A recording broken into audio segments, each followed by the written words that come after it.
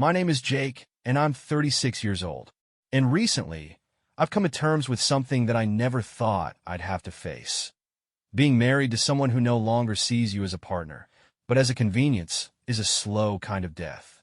It drains you in ways you don't even realize until you're already empty. But let me rewind to when things felt different. When I met Olivia, she was like a wildfire, beautiful, untamed, full of life. She had this way of making everything feel exciting, like the world was one big adventure, and I was lucky enough to be on the ride with her. We met in Seattle at a mutual friend's party. I remember seeing her across the room, talking animatedly with a group of people, her laugh carrying over the noise of the crowded apartment. She had this effortless charm, this presence that made people gravitate toward her. And for some reason, she gravitated toward me. From that night on, we were inseparable. Every moment felt electric, whether we were out exploring the city, staying up all night talking about everything and nothing, or simply lying next to each other in comfortable silence. I never thought that feeling would fade. We got married 2 years later in a small but beautiful ceremony near the Puget Sound. I remember looking at her as she walked down the aisle, thinking that I was the luckiest man in the world. And for a while, that feeling stuck. The honeymoon phase lasted longer than I expected, and even when life started throwing challenges our way, we always found our way back to each other. Until we didn't. Somewhere along the way, things changed. It was subtle at first. The long conversations turned into short exchanges. The spontaneous kisses became routine pecks. The way she used to look at me, like I was the most important person in her world, was now replaced with distracted glances, if she even looked at me at all. At first, I told myself it was normal. Life gets busy. People settle into routines. Passion ebbs and flows. But then the silence became heavier. The connection started feeling more like an obligation. 5 years into our marriage, I found myself coming home to a stranger. Olivia buried herself in work, and when she wasn't working, she was on her phone or out with friends. Our conversations became transactional. Did you pay the electric bill? What time is your meeting tomorrow? Did you pick up the dry cleaning? As if we were two co-workers sharing an apartment rather than a married couple. One evening, after yet another dinner spent mostly in silence, I finally said what had been weighing on me for months. Olivia, we need to talk. She barely looked up from her phone as she sighed. About what? This. I'm motion between us. We barely talk anymore. It feels like we're just existing next to each other. She finally set her phone down and looked at me, but there was no warmth in her eyes. Just exhaustion. Jake, I'm just tired. Work has been insane. It's not like I'm doing this on purpose. I clenched my jaw, forcing myself to stay calm. It's not just work, Olivia. You barely seem interested in us anymore. She shrugged. Marriage isn't always about passion. Sometimes it's just about being there. Her words hit me harder than I expected. Was this what we had become? Just two people being there? I wasn't naive. I knew marriage wasn't all fireworks and grand gestures. But I also knew it wasn't supposed to feel this empty. I wasn't willing to give up on us. Not yet. Over the next few months, I tried everything I could think of to reignite the spark. I surprised her with romantic dinners. She thanked me, but her smile never quite reached her eyes. I cleaned the entire apartment without her asking, thinking maybe she was just overwhelmed. She barely noticed. I suggested we take a weekend trip together, just the two of us. She gave me a vague, maybe later, but never brought it up again. Every effort was met with the same response. A polite nod, an empty smile, and no real change. One night, I brought up the idea of counseling. I figured maybe a third party could help us figure out what went wrong. Her reaction? A dry laugh. Jake, we don't need therapy. We just need to get through this phase.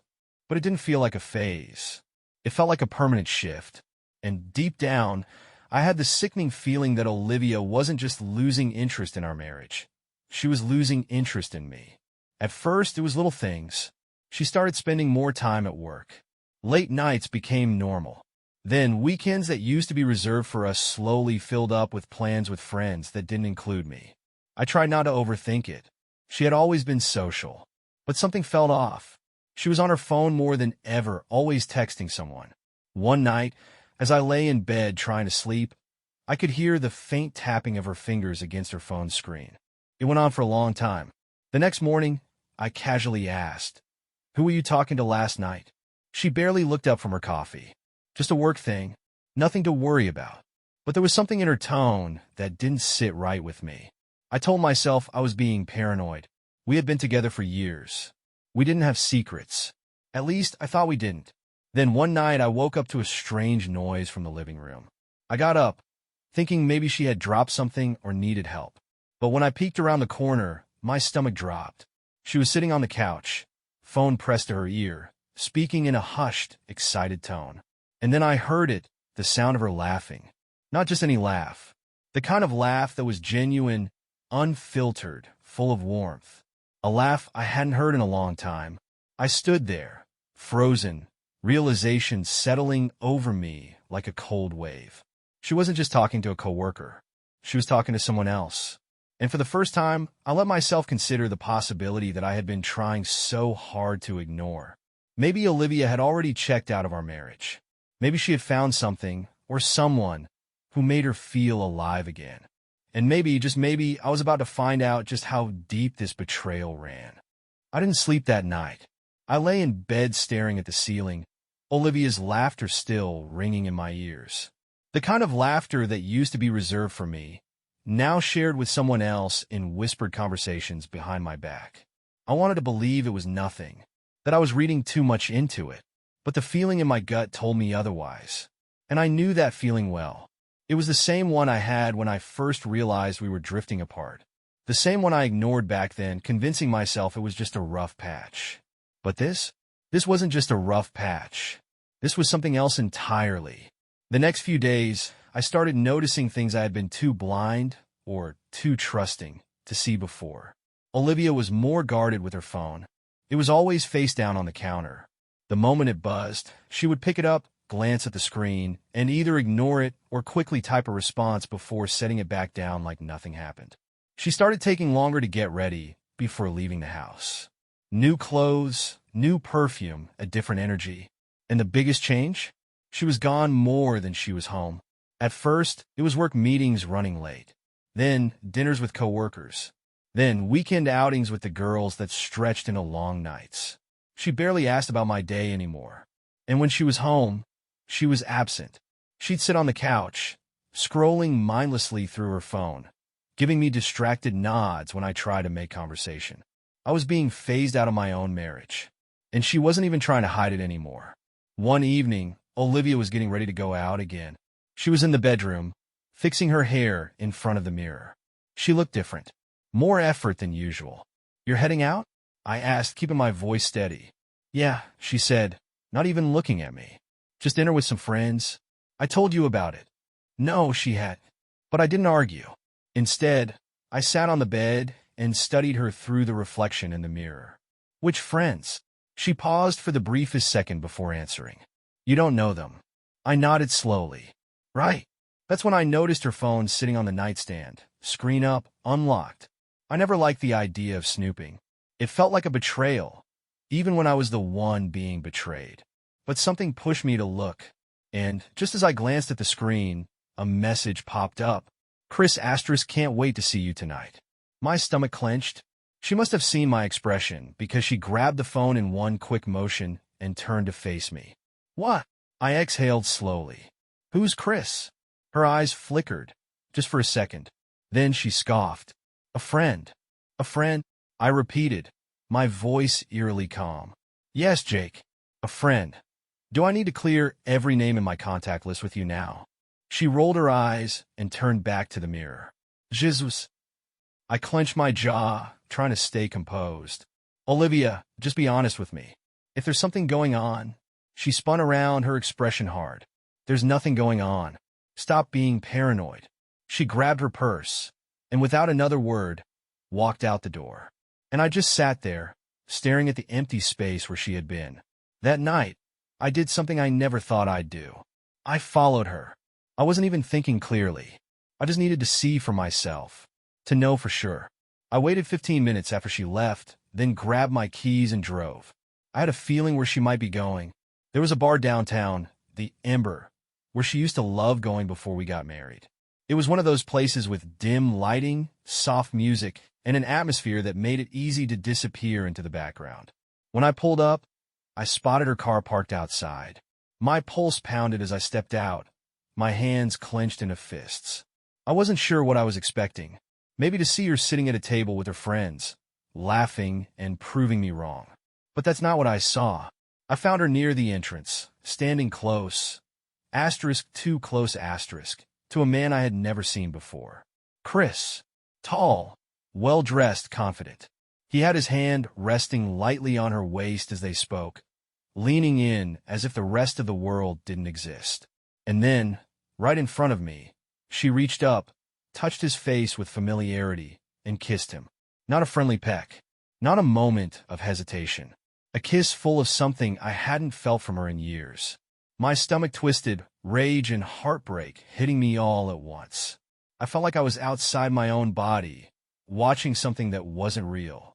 But it was real, and suddenly, all the doubts, all the questions, all the second-guessing disappeared. I knew. I turned and walked away before I could do something reckless. I drove around for hours, trying to process what I had just seen. When I finally made it home, I sat in the dark waiting for her to come back and lie to my face. When she finally walked through the door, I could smell the faint traces of his cologne on her. She saw me sitting on the couch and froze, her eyes flickering with something. Surprise? Guilt? Annoyance? Jake, she said, her voice carefully neutral. I didn't answer right away. I just looked at her. I could see it now, how different she was, how checked out she had been for months, how much effort she had put into keeping this secret, only to be so careless tonight. Did you have a good time? I finally asked. She sighed, setting her purse down. Can we not do this right now? I'm exhausted. I nodded slowly. Sure. Just answer one thing for me. She exhaled sharply. What? I leaned forward, my voice calm, almost eerily so. Who the hell is Chris? Silence. For a moment, she didn't move. Then, just like that, her mask slipped. She knew. I knew. And there was no taking it back now. The silence stretched between us, thick and suffocating. I watched Olivia's expression shift. First to confusion, then to something colder. Calculating. She was deciding how to play this. Jake, what the hell? She finally said, crossing her arms. I didn't answer right away. I just stared at her, waiting to see if she would at least have the decency to tell me the truth. Instead, she scoffed. Are you seriously spying on me now? Following me like some creep? I clenched my jaw. Answer the question. Her lips pressed into a thin line. I told you, Chris is just a friend. I let out a hollow laugh, shaking my head. Right? Just a friend. I stood up, stepping toward her, my voice low and steady. So tell me, Olivia, do you kiss all your friends like that? Because if you do, I've been seriously missing out. Her eyes widened just slightly, just enough to confirm what I already knew. She wasn't going to deny it. Not anymore. She exhaled sharply, rubbing her temples like I was the one giving her a headache. Look, Jake, don't. I cut her off. Just don't. I turned away, trying to steady my breathing. I had spent weeks, months, trying to ignore the signs, convincing myself that this was salvageable, that maybe we were just in a rut, that maybe if I tried a little harder, she'd come back to me. But this was different. This was proof that I had been lying to myself, that she had already left. She just hadn't bothered to tell me. I didn't plan for this to happen, she said suddenly. I let out a bitter chuckle. All right, you just accidentally fell into someone else's arms. Happens all the time. Don't be an ass, Jake, she snapped. You think this is easy for me? I turned to her slowly, my expression unreadable. Asterisk, easy asterisk for you? I repeated, my voice dangerously calm. Olivia, you were out there with him tonight, smiling, laughing, kissing, while I was here trying to figure out why my own wife barely looks at me anymore. So yeah, forgive me if I don't give a damn about how hard this has been for you. She let out an exasperated sigh. Jake, she hesitated, then exhaled sharply. I've been feeling stuck, like we've been going through the motions, and I cut her off. And instead of talking to me, instead of working on it, you went and found someone else. Her silence was answer enough. I nodded slowly. Got it. She shifted on her feet, arms still crossed. I didn't do this to hurt you. I let out another bitter laugh. Yeah? Well, mission failed. She sighed again, running a hand through her hair. I don't know what you want me to say, Jake. I want the truth, I said simply. How long? She hesitated. I took a step closer. How long? A pause. Then, finally, a few months. The words hit me like a punch to the gut. I had suspected it. I knew it.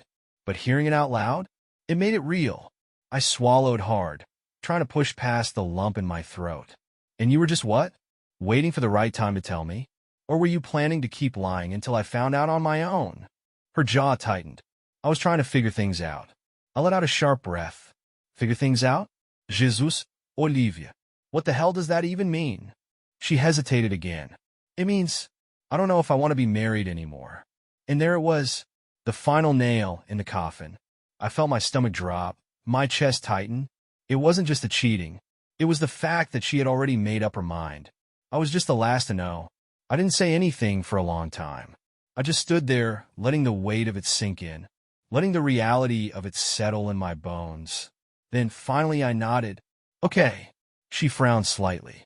Okay. Yeah, I said, my voice hollow. If you don't want to be married anymore, then we won't be. She blinked, as if she hadn't expected me to accept it so easily. Maybe she thought I'd fight for her. Maybe a part of me wanted to. But I was too tired, too done. So that's it? She asked quietly. I looked at her, really looked at her, and for the first time, I didn't see my wife. I saw a stranger. Yeah, I said. That's it. She opened her mouth like she wanted to say something else, but then she closed it. I turned, walked to the bedroom, and grabbed a duffel bag. I could feel her eyes on me as I started packing. What are you doing? She asked. I didn't look at her. Leaving. Jake. Don't, I said, my voice sharp. You made your choice, Olivia, and I'm making mine. I finished packing in silence. When I finally turned back to her, she was staring at the floor, her arms still crossed. I walked past her, grabbed my keys, and headed for the door. Before I stepped outside, I paused. I didn't look back when I spoke. You'll be hearing from my lawyer. Then, without another word, I walked out. And this time, I wasn't coming back. The days after I left felt like I was walking through a fog, as if my life had suddenly been put on hold. There were moments when I thought I was going to wake up, and this would all be some terrible nightmare. But then I'd look around at my empty apartment, the silence pressing in on me, and I knew it was real. I had always prided myself on keeping things together. I was the kind of person who took care of business, who didn't let emotions cloud judgment. But this was different. The weight of the divorce wasn't just a legal matter. It felt like the end of everything I had worked for, everything I had believed in. I tried to distract myself at first. Work became my refuge. It was easier to focus on numbers and spreadsheets than to think about what was happening to my personal life. But that didn't last long. The emptiness at home started creeping in, the silence louder than any conference call or meeting could ever be. I remember sitting on my couch one night, mindlessly scrolling through my phone. It was just after dinner, and I was trying to kill time before bed. I saw a picture Olivia had posted a few months ago, one of our last vacations together. We had gone to the coast, rented a small beach house for the weekend. The picture was taken at sunset, with us standing hand in hand, smiling at the camera. It was a nice picture. It felt real.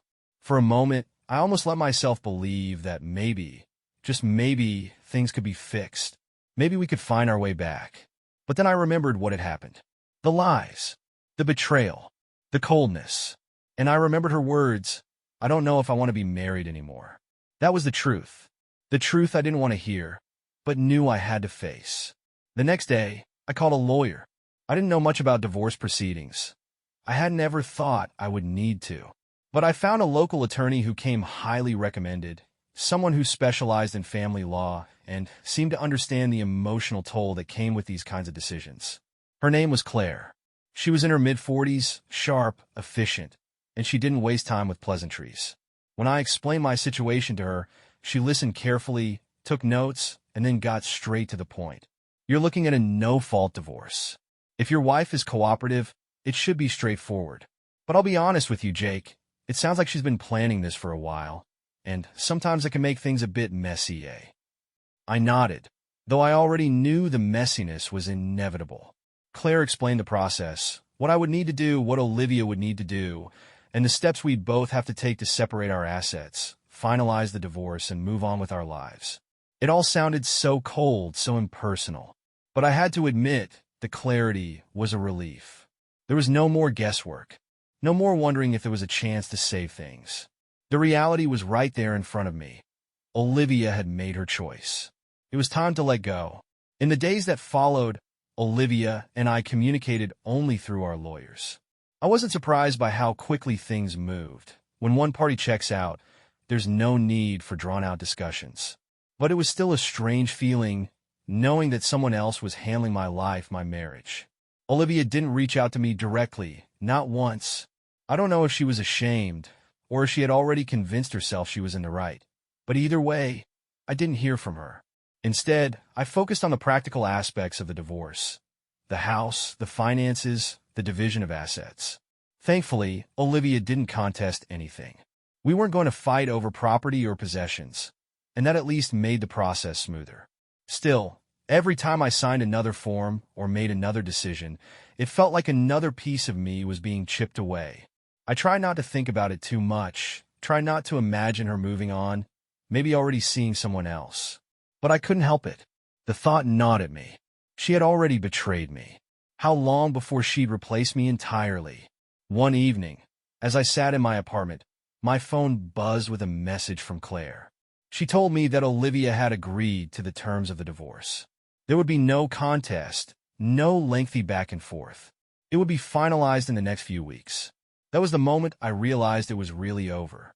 Olivia and I had spent years together, building a life, making plans for the future. We had made promises, spoken and unspoken. And now, it was all falling apart. The days turned into weeks, and finally, it was done. The divorce papers were signed, sealed, and delivered. Olivia and I were no longer married. She kept the house, as we had agreed. It made sense. She had always loved it there, and I wasn't interested in staying in the place that had become a tomb for our relationship. I moved into a small apartment across town, one I could afford on my own, and it felt like a fresh start. Except it didn't feel fresh. It felt like I was learning to live in a world that didn't make sense anymore. I still woke up some mornings thinking I was going to roll over and see Olivia lying next to me, her face relaxed in sleep. I still reached for my phone, thinking I would get a text from her, asking me to pick up groceries or reminding me of something we had planned. But there was nothing. No more shared moments. No more late-night conversations. No more laughter. Just silence. It was the kind of silence that only comes when you've lost something you didn't know you needed until it was gone. But that was the reality now. And as hard as it was to admit, I knew it was the right choice. We were both moving on, and it was time for me to start finding my way again. The first few months after the divorce were the hardest. There were days when I felt like I was suffocating in my own skin. My apartment, small and quiet, felt too empty, like it was echoing with everything I had lost. I couldn't escape the memories, even though I tried. I spent a lot of time thinking about what had gone wrong. The rational part of me knew that Olivia had checked out long before I realized it. But the emotional side of me, well, it was a mess. I thought I'd be angry, furious even, but most of the time, I felt hollow. That's the thing about betrayal. It's not just the pain of being lied to or cheated on. It's the complete unraveling of everything you thought was solid. I kept myself busy, kept my mind occupied with work and the new routine I was building. Every day was like a small victory. Getting out of bed, putting in a full day at the office, making dinner for myself without thinking about her, the way she used to hover over the stove, talking about her day. It was all gone, but it was also freeing. I had forgotten what it felt like to be alone with my thoughts, to have the space to be who I really was without worrying about someone else's needs, someone else's expectations. One of the first things I did to break the monotony was sign up for a gym. It wasn't just about getting in shape. It was about putting myself back into the world, getting out of the rut I had been stuck in for so long. At first, I went in with no real plan. I just walked on the treadmill, lifted some weights, and went home. But then, I started noticing the people around me. There was a woman at the front desk, Sarah, who smiled at me every time I walked in. She had this warm, easygoing vibe about her that was impossible to ignore. At first, I brushed it off. I didn't want to date anyone, didn't want to bring anyone new into my life just to complicate things. But Sarah was different. She wasn't pushy or trying to get me to open up. She was just there, friendly and patient. Eventually, one day after a workout, I found myself talking to her. Nothing serious, just casual conversation about gym routines and the weather. But somehow, it felt like a small step forward. For the first time in months, I smiled. That night, I went back to my apartment, and the emptiness didn't feel so suffocating anymore. There was something to look forward to now. I wasn't ready to dive into a new relationship, not by a long shot, but talking to Sarah reminded me that I could connect with someone again. It was a relief. Over the next few weeks, we kept up the friendly banter, and eventually, she invited me to grab a coffee after our workouts. We started to talk about more personal things, life, work, relationships. She was kind, funny, and surprisingly easy to talk to. And every time we met up, I felt a little lighter. For the first time since the divorce, I could see a glimmer of hope that there was more to life than the mess I had left behind. I didn't realize it at the time, but talking to Sarah was more than just a distraction. It was part of my healing. As the months passed, I found myself slowly rebuilding my life. My work became a source of pride again. I reconnected with old friends, spent more time with my family, and started doing things that I had neglected for years. I took up painting, something I had always loved but never made time for. I signed up for a photography class, started hiking on weekends. I found small things that made me feel alive again. It was a process. Some days were easier than others. I'd still find myself staring out of the window, thinking about the life I used to have. But slowly, those moments became fewer and farther between. The more I embraced my new life, the more I realized I had forgotten how to truly live. I heard from a mutual friend about Olivia after a while. She had moved on, of course. She was seeing someone, and from what I gathered, it was serious. At first, I didn't know how to feel. The idea of her with someone else, someone who wasn't me, sent a pang of discomfort through my chest. But then, I realized she wasn't my problem anymore.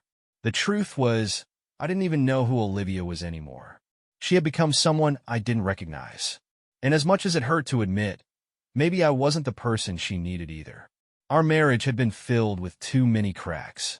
I had tried to fix them, to patch them up, but in the end, it was the weight of all the unspoken things that had brought us down. And maybe, just maybe, we were both better off apart. One day, I found myself scrolling through old pictures of our life together. I was no longer angry when I looked at them. I wasn't sad. I was just okay. It was the first time in a long while that I could look back without feeling like I was losing something. I had lost it all already, and now I was just trying to find my way back to myself. I had come a long way since the divorce papers were signed. I was no longer the person I was when Olivia and I had been together. And for the first time in years, I felt like I was becoming who I was always meant to be.